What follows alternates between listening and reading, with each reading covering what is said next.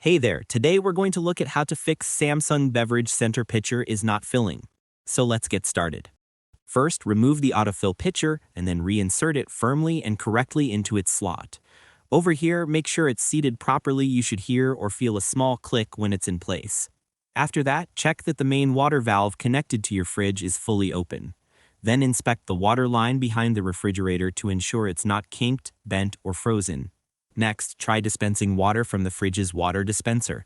Over here, if no water comes out, the water supply is the problem. After that, replace the water filter if it's older than 6 months or if the filter light is red or orange. Then, reset the filter indicator by pressing and holding Alarm and Ice Maker or Filter Reset for 3 seconds.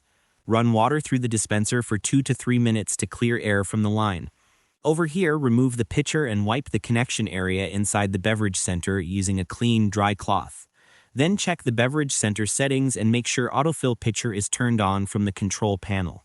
After that, unplug the fridge or turn off power from the breaker, wait for 5 minutes, then plug it back in and let the system reboot.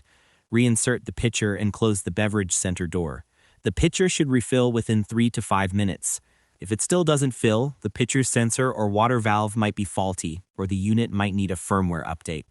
In that case, contact Samsung support if the autofill icon blinks or the pitcher never fills even after reset and filter replacement. And that wraps it up. Appreciate you watching. See you in the next.